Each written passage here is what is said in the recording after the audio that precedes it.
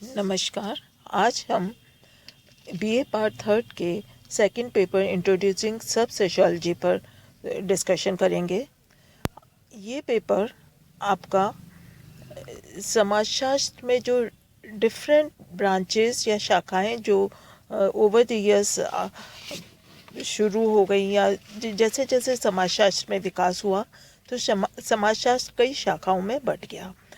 इन शाखाओं में जैसे हम ले सकते हैं sociology of knowledge, sociology of values, sociology of religion, rural sociology, urban sociology, industrial sociology, sociology of education, sociology of health, political sociology, sociology of economics, sociology of law, sociology of art and culture and literature, sociology of family, sociology of gender, sociology of development। ये इस तरह के विभिन्न जो branches sociology की हो गई उन्हें हम सब सोशियोलॉजी कहने लगे।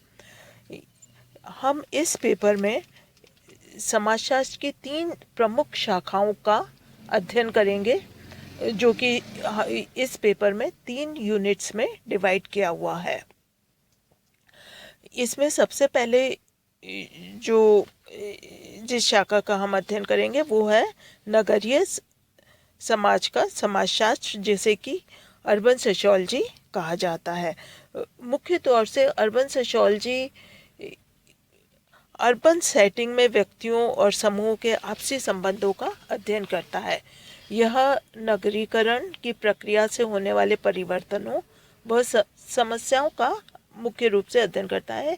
इसका अध्ययन क्षेत्र हम ले सकते हैं कि सिटी क्या है, सिटी से मेट्रोज कैसे बने और उसके बाद कॉस्मोपॉलिटन जो सिटीज़ हैं वो कैसे बने। जैसे जैसे अर्बनाइजेशन होता जाता है उसके साथ साथ कई तरह की प्रॉब्लम्स भी खड़ी हो जाती हैं जो कि एक्सपेंशन से रिलेटेड हैं। जैसे जब हम इसमें अर्बन इकोलॉजी के बारे में पढ़ेंगे तो आप ये देखोगे कि क्या क्या प्रॉब्लम्स अर्बन एरियाज़ में आती हैं, उनका अध्ययन भी हम अर्बन सोशियोलॉजी में करते हैं। जैसे स्लम्स, जैसे जैसे शहर बढ़ता चला जाता है या गांवों से लोग माइग्रेट करके शहरों में आने लगते हैं तो आप हर बड़े शहर में देखते होंगे कुछ गंदी बस्तियां होती हैं जिसमें कि डिफरेंट एरिया से, जैसे या तो मजदूर हैं या जिन लोगों की कम इनकम है वो अच्छे घर अफोर्ड नहीं कर सकते तो वो ऐसे स्थानों पर रहने लगते हैं जो कच्चे हैं और जिन्हें आप गंदी बस्तियां, छोटी बस्तियां, कच्ची बस्तियां, झुग्गी झोपड़ियां जो होती हैं वो बनने लगती हैं। आप बॉम्बे, दिल्ली, इवन जयपुर तक में इस तरह की बस्तियां आप देख सकते हैं।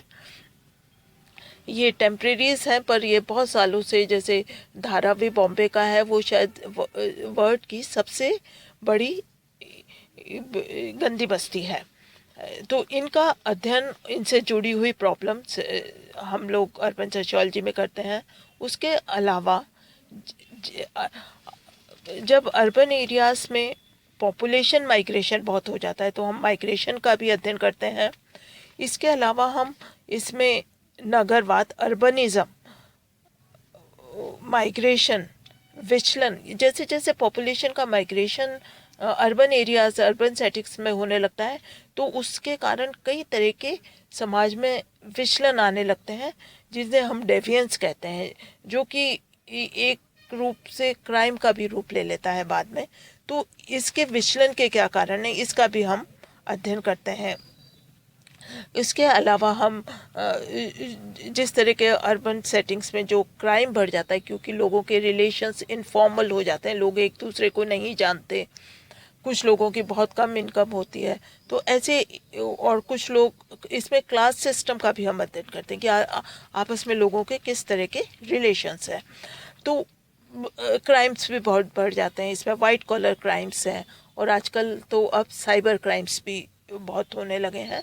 तो इनका अध्ययन, इस तरह का जो भी हम शहर से जुड़ी हुई प्रॉब्लम्स, शहर किस तरह से बने हैं, उनका एक्सपेंशन कैसे होता है, शहर नेचुरल है या उसे प्लान रूप में बनाया गया है, या वो नेचुरली किसी नदी के किनारे बना है, या एंशियंट सिटी है जो किसी राजा महाराजा ने उसे बनाया, या बिल्कुल मॉडर्न सिटी है जो कि इंडस्ट्रियलाइजेशन के कारण आपने एस्टेब्लिश किया है। जैसे राजस्थान में अलवर में आप भिवाड़ी देख सकते हैं, निमराना देख सकते हैं, जो कि इंडस्ट्रियल टाउन के रूप में बढ़े हैं। और उसी तरह से जो हरियाणा में जो दिल्ली के पास गुड़गांव जो सिटी बन गया है, जो कि पूरी तरह से एक मॉडर्न आप सिटी की बात कर सकते हैं। इसके बाद हम आते हैं जो सेकंड सेक्शन है इस पेपर का आपका, वो आपका डेवलपमेंट सोशियोलॉजी से रिलेटेड है। इसमें हम जैसे जैसे हम विकास होता जाता है, जिस तरह से समाज में जो समय के साथ जो जितने भी डेवलपमेंटल आपके प्लानिंग है और डेवलपमेंट क्या है, कैसे किया जाता है, डेवलपमेंट का डायरेक्शन क्या है, क्या होना चाहिए, और डेवलपमेंट से क्या तो प्रॉब्लम सॉल्व होती हैं और कौन सी नई प्रॉब्लम्स उभर के सामने आती हैं, इन सब का इसमें अध्ययन करते हैं। इसे हम मुख्य रूप से सोशियोलॉजी ऑफ डेवलपमेंट कहते हैं। इसमें हम लोग अध्ययन जो मुख्य रूप से करते हैं वो है विस्थापन और पुनर्वास। विस्थापन यानी डिस्प्लेसमेंट।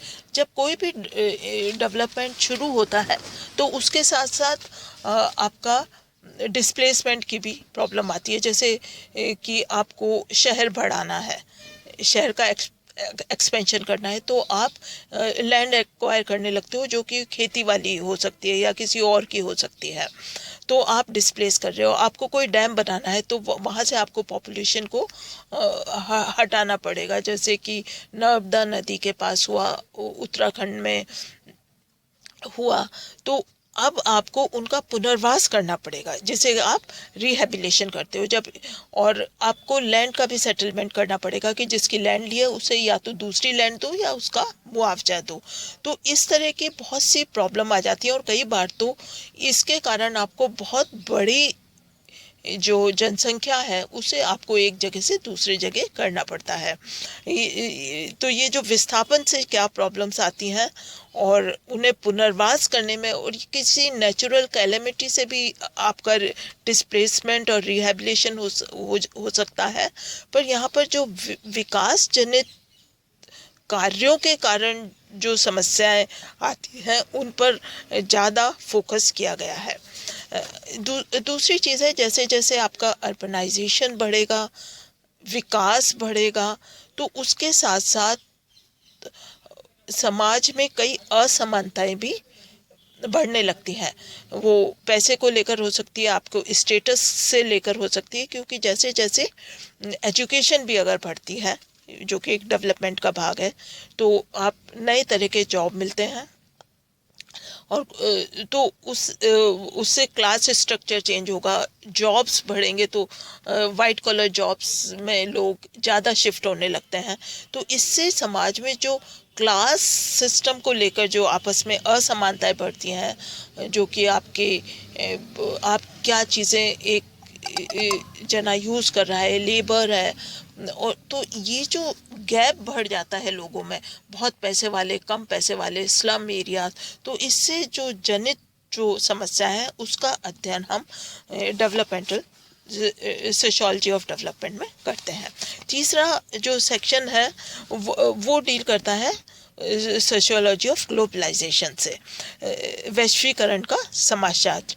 यह समाज के अध्ययन की नई शाखा है जो कि 1980 के बाद से विश्व में होने वाले आर्थिक, सामाजिक, राजनीतिक, सांस्कृतिक व तकनीकी परिवर्तनों के अध्ययन को ग्लोबलाइजेशन के संदर्भ में देखती है। वह ग्लोबलाइजेशन को परिवर्तनों को समझने के लिए कंसेप्ट के तौर पर प्रयोग में लिया गया है। अब जो आप देखते होंगे कि आप कुछ चीज़ें 1980 से पहले आपको हमारे मार्केट में नहीं मिलती थी। अब आपको डिफरेंट ब्रांड्स की और कंज्यूमर जो प्रोडक्ट्स हैं वो आपको बहुत कम अवेलेबल थे, जो कि अब आपको हर किसी देश की खाने पीने की, यूज़ करने की, कपड़े, ब्रांड्स वो आपको अवेलेबल हो गए। ये कैसे अवेलेबल हुआ? ये एक ग्लोबलाइजेशन का जो दौर चला 1980 के बाद से, जैसे जैसे 1980 में जब से रूस रूस जो यूएसएसआर जैसे जैसे डिसमेंटल होने लगा, टूटने लगा, अमेरिका एक ज़्यादा इम्पोजिंग फोर्स बन गई, तो प्राइवेटाइजेशन का प्रोसेस बहुत फास्ट हो गया, लिबरलाइजेशन का प्रोसेस फास्ट हो गया। तो ये पूरे विश्व में एक तरह की प्रक्रिया के रूप में ग्लोबलाइजेशन को समझने का और उसके फायदे और नुकसान को देखने का जो तरीका शुरू हुआ, उसे वो इस पार्ट का भाग है कि इन परिवर्तनों ने, जो ग्लोबलाइजेशन की जो फोर्सेस हैं, उन्होंने किस तरह से देश को, हमारे देश या विश्व के अन्य देशों को प्रभावित किया। उसका हम जब अध्ययन करते हैं तो वो सोशियोलॉजी ऑफ ग्लोबलाइजेशन का भाग है। इसमें हम पढ़ते हैं ग्लोबलाइजेशन क्या है, ग्लोकलाइजेशन क्या है और ग्लोबलिज्म क्या है। इन तीनों के अंतरों को भी देखते हैं और इसमें ये देखते हैं कि वैश्वीकरण ने economic liberalisation, free trade of goods and services पर जिस तरह से जोर दिया, प्राइवेटाइजेशन, तो उससे क्या हुआ, जो प्राइवेटाइजेशन को जो बढ़ावा मिला, उससे निजी व सार्वजनिक, पब्लिक और प्राइवेट अर्थव्यवस्था में क्लैश की स्थिति हो गई, दोनों में अंतर्द्वंद की स्थिति हो गई कि एक तरफ तो हर जगह से बाहर से भी फोर्स होने लगी कि आप अपने कंट्रीज़ को ओपन करिए और प्राइवेट नई कंपनीज को आने दीजिए, प्राइवेट कंपनीज को आने दीजिए। तो आप ये बहुत, आप स्वयं देखते होंगे कि इवन एजुकेशन में प्राइवेटाइजेशन आ रहा है, आपकी रेलवेज में भी एक पीपीपी मोड पर पब्लिक प्राइवेट पार्टनरशिप बढ़ रही है, हेल्थ सेक्टर में पब्लिक पीपीपी मोड पर कार्य चल रहा है।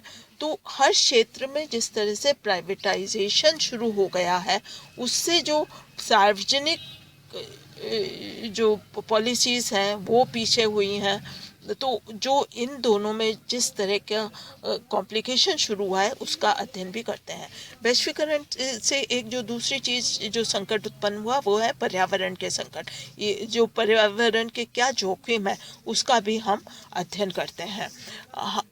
ये तीन जो सेक्शंस हैं या तीन जो सोशियोलॉजीज हैं, इन तीनों का हम अध्ययन इस पेपर में करेंगे।